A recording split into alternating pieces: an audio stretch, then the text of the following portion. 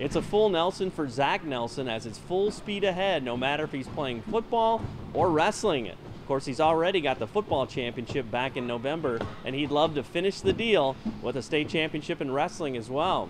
He's got back-to-back second-place state finishes, so he knows the road to Champaign and how to finish the deal. You have to keep the same tempo you've had all year going into the sectionals, and hopefully I can just keep a steady practice pace and keep everything I've done up to the sectional and keep it going on to state and sectional. Mm-hmm. What's it like having been there too? What are some of the nuggets that you have, that maybe you didn't have 3 years ago, just having been around it so much, I didn't really know what it took to just go after a guy, I didn't, the mental aspect, I didn't know you could honestly, physically, and mentally break a guy, but through my sophomore, junior year, I kind of got the hint, if I keep coming at the kid, he's gonna eventually break, and he's gonna lay there for you, and that's when you take advantage of the things. Mm-hmm. So a lot of people might think, that you're gonna be wrestling so much in one day. Do you try to shorten matches? Do you try to become a pinner more so, or no? Do you try to wear guys down more so? Team-wise, I'm out there to get the team points and get that pin, what means most of the team. But at sectionals, we say don't mess around out there. Anything can happen. One little throw, you can be out of the tournament and your career could be over. But yeah, I try to go out there and quick as I can and get things done. And you kind of experienced that too, right? A couple of years ago, you got put on your back, and to speak to that, you found yourself in kind of rally mode, that you really had to be mentally even stronger that day, I'm sure. Yeah, sophomore year, I got pinned in the cradle to get I had already beat that year, and I had to wrestle back and just knocking off kids left and right. I think I had the longest wrestle back ever possible, but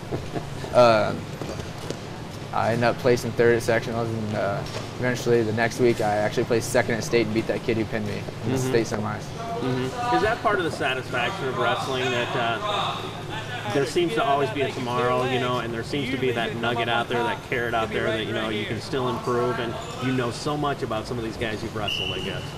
Yeah, it's a good thing and it's a bad thing. Whereas you can wrestle guys so many times that you can beat him, but he knows what you're coming after. He knows your main stuff, how you're scoring. Whereas if you're on the other end of that, like I did my sophomore year, I used that to my advantage, and week in, week out, I would wrestle this kid, and just for 4 weeks straight, I critiqued my technique, and I ended up beating him when it mattered. He's been there, done that, like you said, but for him and for all our wrestlers, really our focus in February is peaking. That's what we want to be doing our best wrestling this time of year. Mm-hmm. So that's really what we work on in the room, cleaning up mistakes, taking care of those, getting our technique down, making sure our conditioning's there.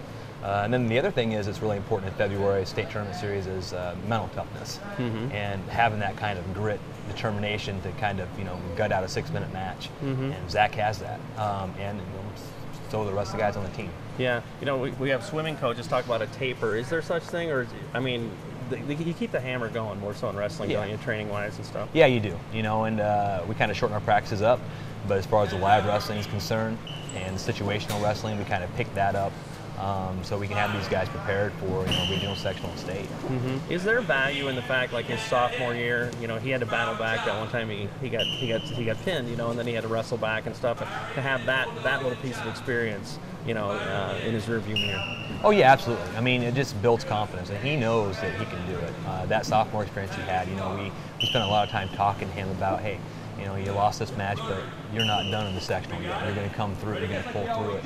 He was able to do that because he gained confidence. He focused, and then he was able to wrestle for a state title as a sophomore, which not too many kids can do. So absolutely, it all helps with his growth as an athlete. How much does he pull some of the other guys along in his wake? As an inspirational guy in this room too. Oh, he does a lot. I mean, and for Zach, it's more leading by example. He's kind of a soft-spoken guy. Yeah. He doesn't get too emotional about things. But he's a leader in here, and we expect him to be that kind of leader that we need. A lot of young kids in here that look up to him, and he's one of those kids that every program likes to have.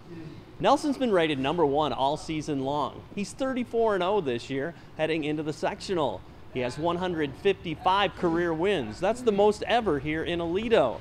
Of course, that means being a great wrestler, but maybe even a bigger part for Zach is the fact that he embraces the wrestling culture.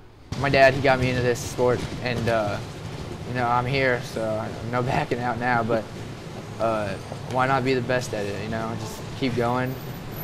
Day in, day out, it's a grind. I mean, there's been points in my career where I wanted to quit and I just wanted to break, but you just, deep down, you're like, you work so hard, why not finish it? A couple more years, a couple more weeks. What do you think, what are some things that you've had to deny yourself, you know, that other teenagers do in high school, I guess? Food, you know, that's the main thing. Can't go out and eat on weekdays usually. I usually eat Saturday nights, a little Sunday, but like, you know, after basketball games, we'll be going, all the friends, basketball players, will be going to the McDonald's. They'll be getting these big double cheeseburgers, and here I am eating a salad in the corner and like a little Happy Meal. But yeah, that's a big thing. Friends, you don't have much social time. You can't hang out with your friends like they hang out and bond, but they understand it. And once spring rolls around, I'm giving them more time and hanging out with them. What about too, like the fraternity that is wrestling too? Do you find kind of a kinship with even guys on other teams? You know, that a high level of respect, knowing, you know, you look at somebody else's body and fitness level and say, that guy thinks like I do. You know, he gets after it.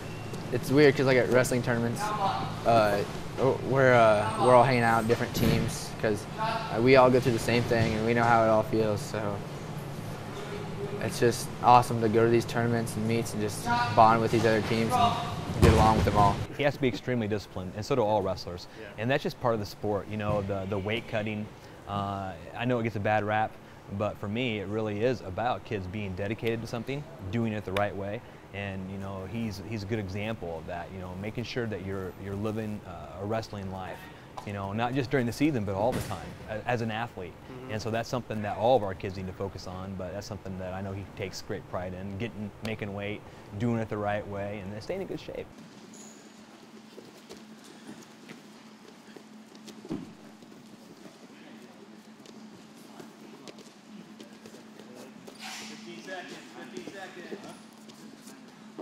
Come on up, Carl, go. Get your stand up, come on. See you working, buddy.